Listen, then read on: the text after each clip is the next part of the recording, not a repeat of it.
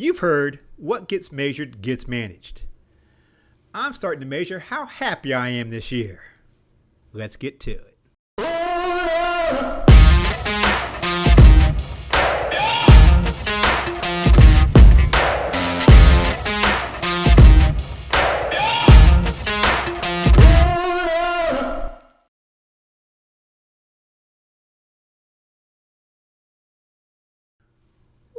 Welcome. Another fabulous episode of IBF On Demand. I'm your always right, or at least within a standard distribution of error host, Eric Wilson. You can find me at eric@ibf.org. That's eric@ibf.org. Thanks for the follows and subscribes. Find me on LinkedIn, YouTube, wherever you get your podcasts. Remember, we do have a LinkedIn channel, IBF On Demand, so check out the IBF channel where we just post videos, content, shorts. There's things you can find there that you won't find anyplace else. Some of the shorts and behind the scenes from this as well.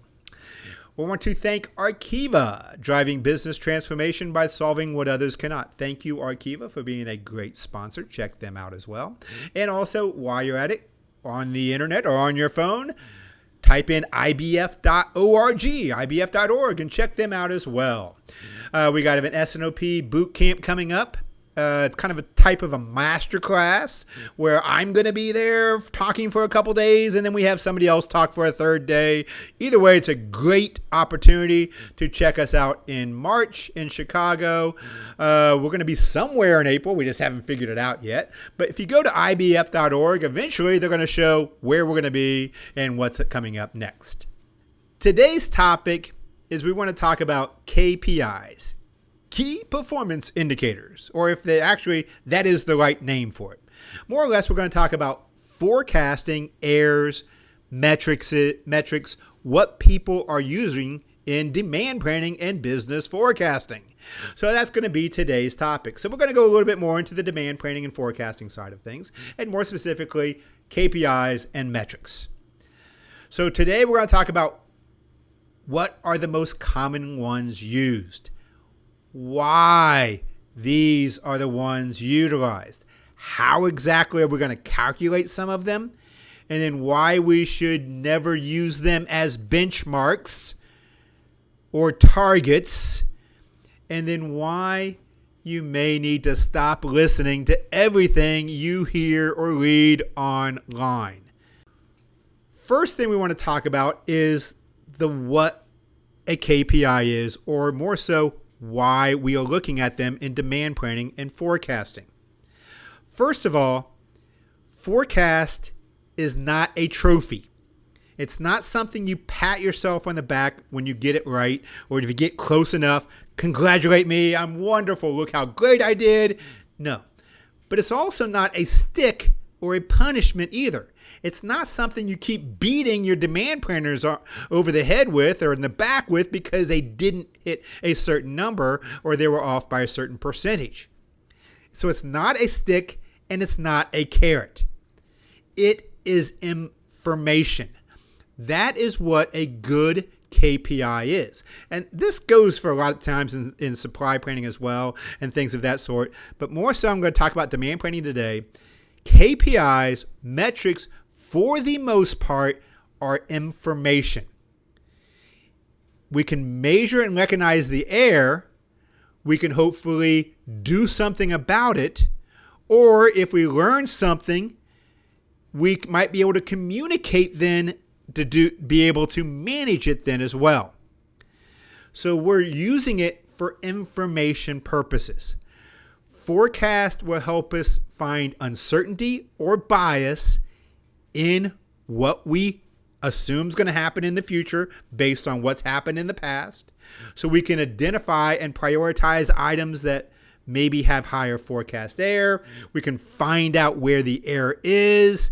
We can know where to be looking at. We can refine our process, our inputs to be able to help hopefully improve it, to be able to minimize that uncertainty or minimize that bias going forward. But either way, it's information we're taking in so we can either prioritize or identify sources or root causes or where we need to start working on. The other thing is, if we can understand the uncertainty or the bias, we may be able to communicate that then as well. We can plan around the uncertainty. If I know how much uncertainty is there, I can plan for it. Now, it may mean a lot of inventory. It may mean certain types of manufacturing, types of capability or flexibility, but we can manage uncertainty, but we need to know what the uncertainty is. With knowledge, we can better position to make better decisions. We can manage our business and manage the risk. So either when we look at forecast error or forecast bias, we are looking at being able to control it, to minimize it, or if we can't control and minimize it, to be able to manage it. Either way, this is valuable information we're getting out of KPIs to be able to do our business better. So with that, I've already mentioned two types of forecast error. The first type of error is going to be my direction of error. This indicates the direction of the variation compared to what actually occurred. This is going to be my bias. So bias is the intentional or consistent over or under forecasting compared to what actually occurred. That is going to be my direction of error. So if I thought I was going to sell 110 and I only sold 100, guess what? My direction of error is a positive. I have overestimated. The magnitude of error. The magnitude of error is the next thing we want to measure, because not only is there a direction, but I also want to measure how much error is there. This indicates usually the absolute size of the variation or the uncertainty compared to a mean of what actually occurred. So I have what actually occurred. I have a total as a mean. I have a direction. I have an absolute variation. That's going to be my accuracy. So this, let's say in the first scenario, I said I was going to sell 100. I thought I was going to sell 100. My actuals was 90. Guess what? That's negative 10. The second, thought I was going to sell 100, sold 90. The absolute value is 10. In scenario number 2, I don't care which direction it is. I just want to know how bad I suck. Either direction. So it's not a plus minus. It's just how bad do I suck at forecasting. That's what I'm looking at with the second scenario. It's my magnitude of error. Either my direction of error, and you need to measure both, because we know, guess what? We know there is uncertainty on my data. There's uncertainty in all my forecasts. Forecast error exists. Don't say forecast is always wrong, but we know uncertainty exists. So I want to measure that magnitude of uncertainty. We also know there's bias. There's bias in inputs. There's bias in my process. There's bias in my outputs. We know bias exists as well. So we also want to measure the direction. We want to measure both of those is what you really need to measure. Direction and magnitude. Either one, direction or magnitude, can be as a percentage or can be as a unit. I can look at things as a unit base or a relevant percentage base. There's different purposes and different uses for either one. So that makes either direction or magnitude, unit or percentage. So with that, these are the most common forecast measurements that are used in demand planning. Now, I know there's a lot of other ones I could be talking about. There's whole podcasts on specific error measurements and why it's the best one. I get it. There's a lot of noise out there, even when it comes to KPIs. I'm not here as for debate purposes of this one versus the other. I'm presenting the most common based on IBF research. Like it or not, this is what the majority of the companies are utilizing. And I'm going to tell you why majority use some of these KPIs. The most easy, if I look at my direction of error as a unit based, that gives me a forecast error. Very simple. I think we can all do this math. If I take my actuals minus my forecast, that gives me a forecast error. So if I have my actuals being 90 and my forecast was 100, that's a negative 10. That is a unit-based forecast error.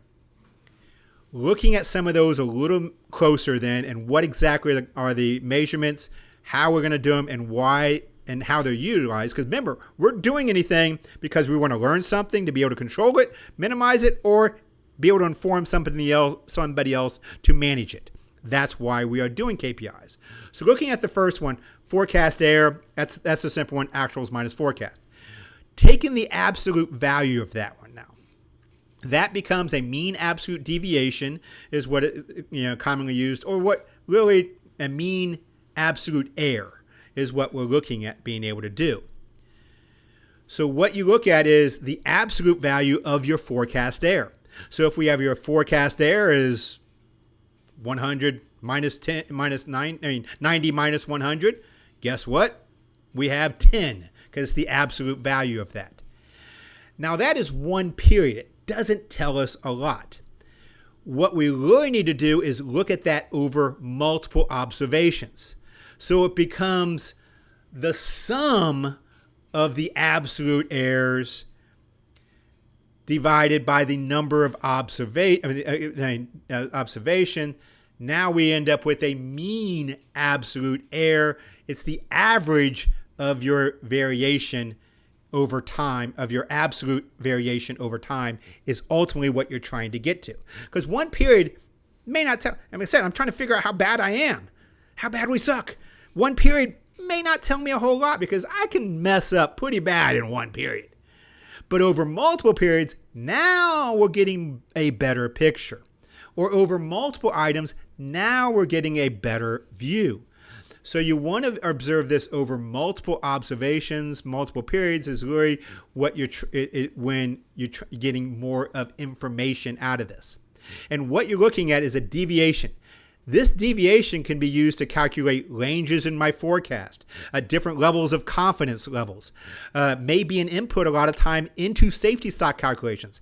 A lot of the safety stock calculations based on a normal distribution utilizes this type of input of being able to look at how many standard deviations of this. I want 2 standard deviations of the mean absolute error, then guess what? That could be what I want to be able to do to protect 1.95% of, but 95% of my variation that I've observed in the past. So it's an input into my safety stock calculation. It also can help you identify where there's significant events, outliers, where you see something that is excessively more than others. It can help you drill into where you see problems over multiple different items, where we're seeing higher types of mean average error over time. So it helps you identify where root causes may be, but it also is excellent for communication to be able to utilize, to be able to manage, because this is the uncertainty over time that you generally need to manage, because this is the observations you've had in the past of what you've seen, as I said, can provide confidence levels or something of that sort. The next KPI we want to look at is a mean percentage error. Where the other one was my total magnitude, I'm back to my direction of error. This may be utilized as a kind of a default for bias in some organization because it shows me if I have a positive error or a negative error. But instead of looking at it as a unit based, I'm looking as a relevant based as a percentage.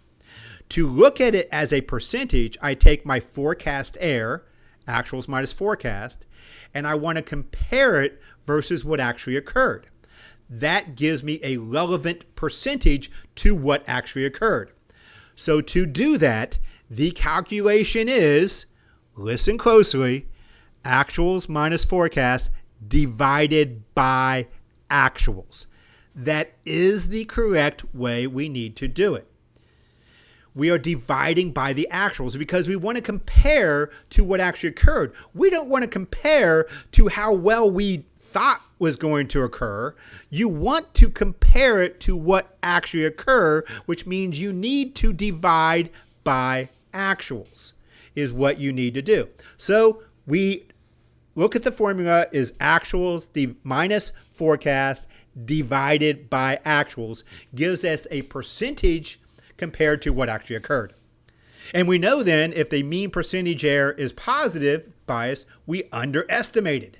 And we know if the mean percentage error is a negative bias, it overestimation. That's what we know then. It helps us identify then also shifts that may have taken place in markets. It helps us identify where we may be interjecting bias into the process then as well. So we can see at different levels where the bias is or different inputs where bias may exist.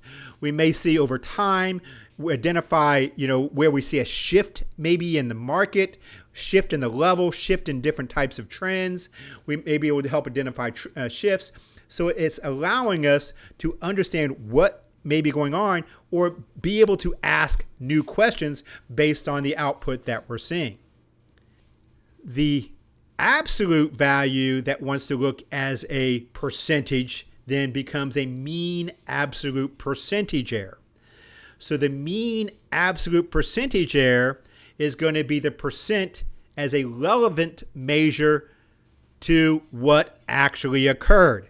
So once again, it's the same calculation, my actuals minus forecast divided by my actuals. But what I'm going to do is take the absolute value of that forecast error. So it's the absolute value of actuals minus forecast divided by the actuals. That gives me a absolute value of the magnitude of uncertainty that I'm seeing. Why am I going to do this? This allows comparisons. This is what we do utilize this KPI the most for, is comparisons. Comparisons among different products, different demands, different timelines. We can look at it from a comparison point of view. One other thing I've heard, and this one I get, there's probably a majority out there of you are doing this. You take this calculation and you take the inverse of it from 1 as a forecast accuracy number. So instead of forecast error, you want to report as a forecast accuracy. And with forecast accuracy, you're taking 1 minus my mean absolute percentage error. So if I had a mean percentage error of 40, I'm going to take the inverse of that, of 40%. I'm going to take the inverse 1 minus that. So I have a 60% is my forecast accuracy. And I get there's a lot of companies out there doing it. I'm not going to win this battle. Me personally, just tell you my personal preference, I do not like doing that. I like keeping it pure.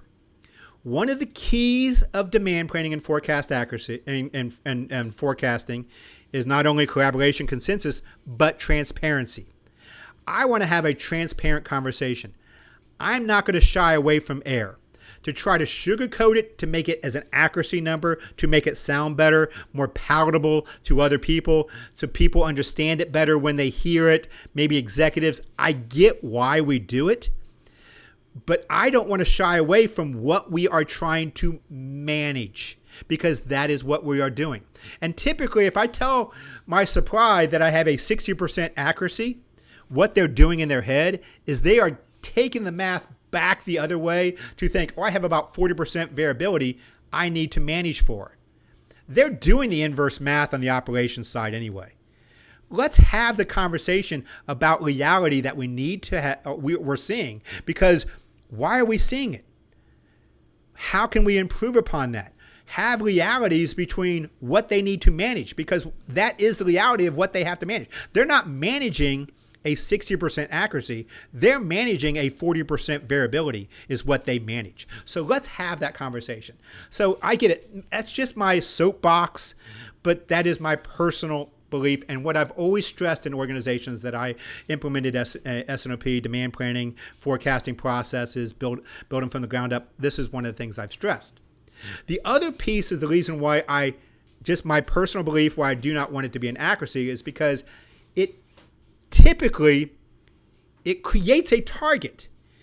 Accuracy kind of is an assumed target you want to hit, or companies arbitrarily put targets to it. We do not want targets with this. We want to learn and continuously improve, or try to be able to manage. And there's a lot of problems when you put targets on a mean absolute percentage error. There are problems with that. So one of the things I want to look at is there's a lot of people out there saying how horrible mean absolute percentage error. And I get why they're saying that. Because, and I said, you don't want to use it as a target because number one, there is a definite bias to under forecasting. You can game the system by under forecasting and get a better KPI than if you over forecast. So it is set up naturally for an inherent bias. If you set it as a target, I'm going to under forecast every day if you put me as a target. The other aspect and some of the limitations of the KPI, I get it. There's a limitations and it's scale sensitive. I mean, try to divide by 0. Go ahead. You end up with infinity. Infinity is actually what you get. It's not an error. It's an infinity is what you end up with. You can't divide by 0 or come back and say my error is my error is 3,000% error. People can't comprehend that. So there is a scaling sensitivity if you look at multiple items versus different types of large variations on an over forecast. There is problems with this KPI. I understand. There's an s-MAPE you can do to get by the divide by 0. There's things you can do. That said, why do so many companies use MAPE? Why are so many people using mean absolute percentage error? Because it's easy. It's an easy calculation. It's the absolute value of my forecast error divided by my actuals. Done. It's an easy calculation. It's easy to interpret. It is easy to interpret. Here's my error. Here's the uncertainty I'm seeing. There is flaws in it, but it is easy to interpret and easy to use. And for comparison purposes, a relative scale for comparison, it works. Not for performance. Using it for my model performance, I agree. You don't want to use it. And that's the reason why a lot of times we see people who are more looking at if you're looking at pure performance of a model or something of that sort, it's not going to work for you. But for measuring my error for an s&op, to be able to go in and have conversations with sales or operations from a relative scale for comparison purposes, it works. And it's easy to calculate and easy to interpret. The one kind of comparison I kind of think of this is if you're doing a forecast and you can get a good enough answer with a naive forecast, why wouldn't you? You start simple and then build more complexity in your models. Why are you going to start off with a most complex model you have, a multi-layer neural network, all these different inputs? I mean, yeah, you may be able to squeeze out a little more precision with it, but the interpretability, no one understands it, the hidden layer in it. So the interpretability is gone, and the complexity of it adds some types of inherent complexity you may not understand. So you're not going to start off with the most complex model, even though you may be able, if worked well, to get a little more precision because you lose interpretability, you lose some of the adaptability of it. Start simple. Same here. If I can get a good enough KPI that works for what we want to do for good comparison purposes, then guess what? It works. Start simple. Build complexity. You may need to build more complexity, absolutely, for model precision to do the next layer of analysis from a statistical standpoint. But for the most part, a lot of companies use this because it works. There is the other limitation of it, though, is the scaling, because not all items are created equal. There's some items that are sell more or more important for a lot of other reasons, which is the reason why most companies now adapt, because of that limitation, to a weighted MAPE or a weighted mean absolute error or a weighted mean absolute percentage error is what they are doing. So with this, most of the time people are looking at this as a volume.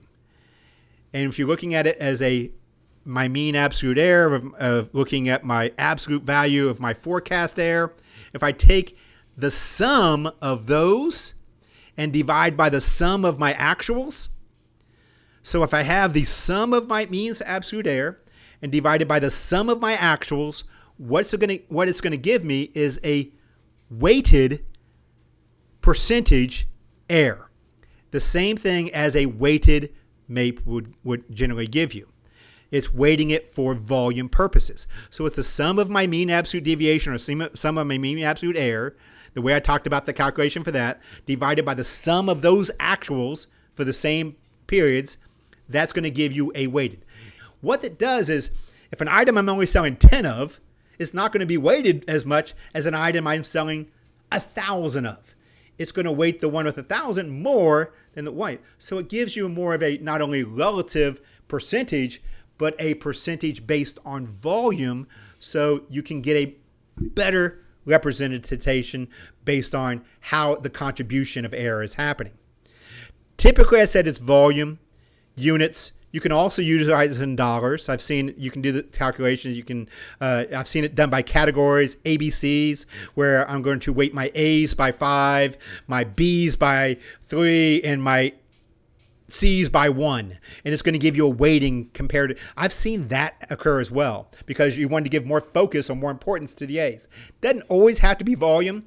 Typically, most organizations, it's a volume weighted MAPE is what you see. It provides a more accurate picture then for forecast performance. The higher volume products impact the measurement more than the lower volume products. And this, actually, based on IBF research, is the most utilized and most common KPI out there. So if you want to look at what KPIs used the most, here it is, a weighted MAPE, or most likely a volume weighted MAPE is what you see. So what I want to end up in the last, I want to take just a little bit of time in some key things we're looking at with KPIs. Before I do that, I do want to give a shout out to one more KPI. We talked about KPIs that measure my magnitude. We talked about KPIs that measure direction. What about the process? NWALK's forecast value add. Forecast value add allows you to measure not only the inputs, but process itself. If I can measure any step before or after, take a snapshot and compare both the actuals using like a MAPE or a weighted MAPE, and then the delta between those, that's simply forecast value add. This can be used typically sometimes as target, but also allows you to streamline processes, allows you to understand where inputs are adding error or not. So this is a powerful KPI called forecast value add. I'm not going to spend a lot of time on it because I've done like 2 or 3 podcasts on this specific topic before. So if you want to go back and check out forecast value add, I've done a few different podcasts on that, so check that out. So what I want to leave you with is some kind of things to know about forecast error then before we part ways. Number 1, I stress this. KPI, a forecast metric, are not targets. They're not benchmarks. Stop using them for that. They are a tool. They are a tool to learn information, to learn something, to be able to control it and minimize it, or be able to find something so we can communicate it and manage it. That's why we are doing it. We're trying to learn something or tell something. That's why we have KPIs. Think about that mindset when you're creating KPIs.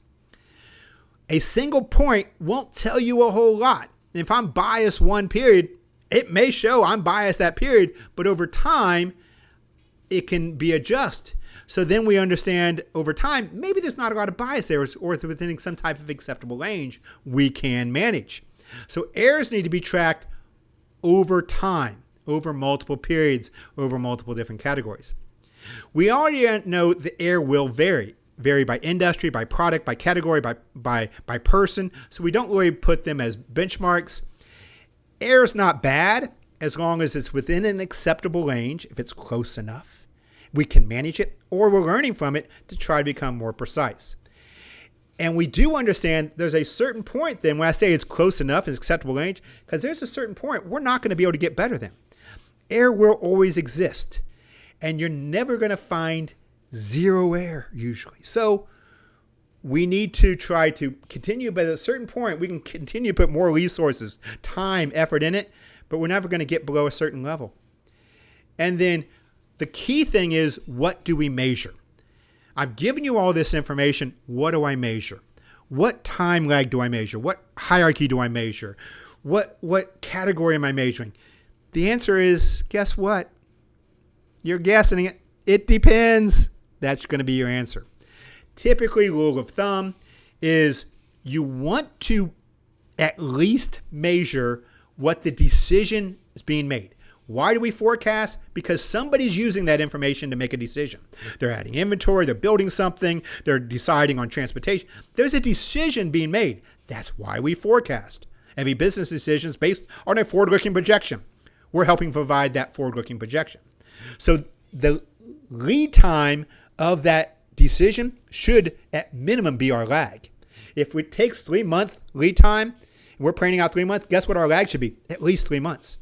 If they're planning then at an item location level is what they need to plan on, guess what we need aggregation we need to measure at? Item location.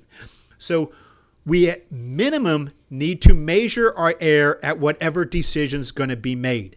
Item location 3 months out, whatever it may be. That's not it though. I may want to measure every month because I don't want to wait 3 months to see if something I'm changing now has an impact. I'm going to see trends and direction of error over time. So there may be other things I may measure. I may have inputs coming in from sales at this level. I want to measure that then as well. So I want to see the impact of those sales inputs. Or there's other decisions going to be made, multiple. You may find multiple errors at multiple aggregation and different time horizon lags that you measure at. Because each one is telling you something, you're learning something, or communicating something. That's the decision you're using for what errors you're going to use at what level of aggregation. The one thing I do want you not to get trapped in, though, is too many. At the same time, you want to find useful KPIs that measure something you can improve or communicate at decisions at different time horizons. You don't want to get to the point where paralysis by analysis, where you're overwhelmed when no KPI really has any weight to it. You want enough that you can use them so that other people can manage their business, or use them so you can manage yours as well. So you want enough KPIs, but be careful. Don't go too far. Well, that's a wrap. I'm going to go see how right I am based on my new thing I'm measuring, my happiness, and I'll get back to you next podcast. My name is Eric. I can be found at eric@ibf.org. That's eric@ibf.org. Thanks to Arkiva for driving business transformation by solving what others cannot. They're coming into 2025, have a lot going on. Check them out. I think they're going to be right for your need. Once again, IBF.org. There's lots of events going on. Check them out. I'm going to be in Miami for a boot camp coming up. And then once again in Chicago for an s&op kind of masterclass boot camp as well. And there's a lot more going on. I said there's something going on in April. Not quite sure yet, but check that out in April then as well. I mentioned last podcast I am writing a new book. If you do want to help me out with that new book, check out the last podcast, or if you really want to, check out LinkedIn. I've pinned a research at the top of my LinkedIn. That's information that I'm trying to collect research for my next book coming out in 2025 about cultural diversity, complexity, and a global s&op process.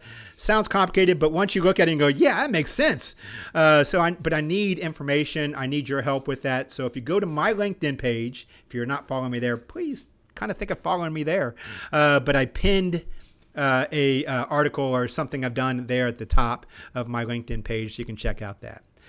Remember, the one thing we need to measure and manage is our hygiene. So don't forget, wash your hands.